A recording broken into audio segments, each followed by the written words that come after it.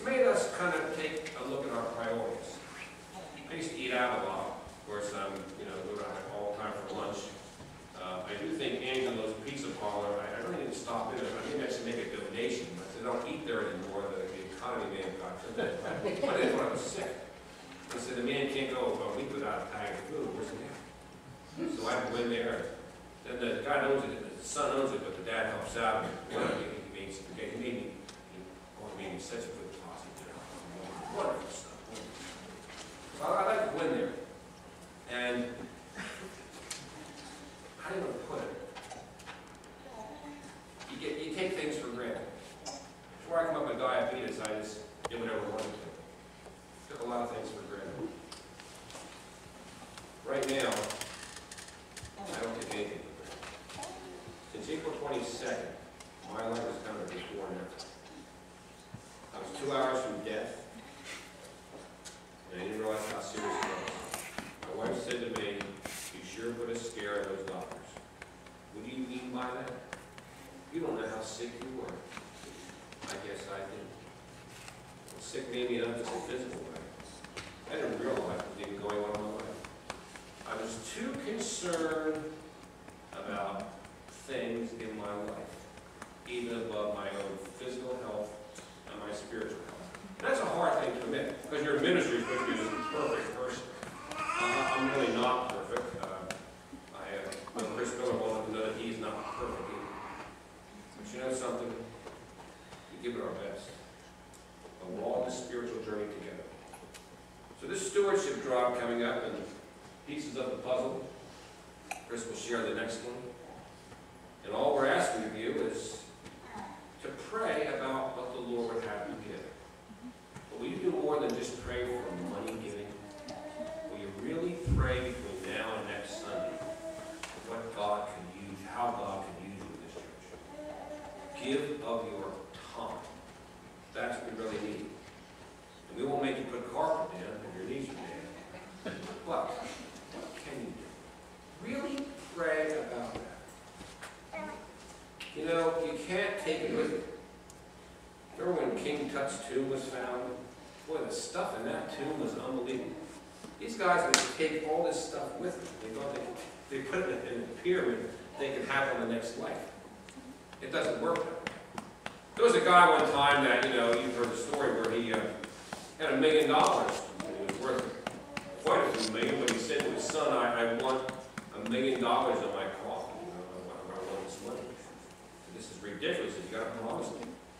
So he did that. The day the funeral came, and the funeral director said, "What are you going to do about the money?" "No problem." He didn't go to check, put it in the casket. Sealed up. There's a check for $1 million. Not a bad idea, huh? Well, he said you can't take it with you. You can't take it with you. And while you're here, what we have will be done. Point 3, a disciple practices good stewardship. Now, what do we mean by good stewardship? Stewardship is a total thing what you do with your life. Everything you do. You say, well, I admit it. I remember we used to go on these mission trips. My last church, we went to West Virginia. Well, you see some bad living conditions there. And you think you need some repairs in this church, you want to see some of those houses. I mean, really, right, Carla? Bad stuff. And people aren't living very good there. And I remember many years, they would go and they'd say, "Pastor Ralph, we're going to West Virginia." I said, "Oh, terrific. Before you go," I would make the ultimate sacrifice. I would get up early in the morning and have a 6 o'clock service. That's pretty generous, don't you think? I get up at 5 o'clock. And then I have communion and wish them God's blessing. And I say, and I'll even support this. $100. I write my check for $100 to mission trip. I get up at 5 in the morning. Tell you what, the minister's behind this book. And a couple times went by and I gave my $100. I said, "Oh, Pastor Ralph, we need to talk to you about the mission trip." "No problem, I got the check written out." "Well, we'd like to have something more than a check this year." So we made the trip. Although I think my wife's cooking is what they wanted rather than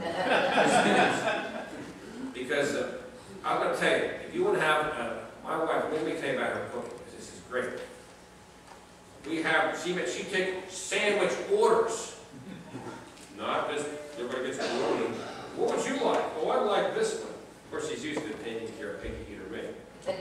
So anyway, Ken McGann down the trip says, Pastor Ralph, what, I don't believe this. He said, what's that? He said, well, the tomato and stuff's in separate bags, the condiments. I said, well, yeah, my wife does that so that if it sits all day, the tomato will kind of run into the bread. This way you can take it out of a little plastic bag. Do you believe she does it? Next year we had extra people signing up. It's great. So we gave that. And that year they said to me, if you want to give $100, that's your business. We don't really care if you can give the money. We have plenty of money for the trip. We'd like you to go and experience it. Instead of you just talking about missions, why don't you experience missions? Okay, you got the minister there. And so I gave up my time, and I went. And it was a blessing. And we did many of those trips.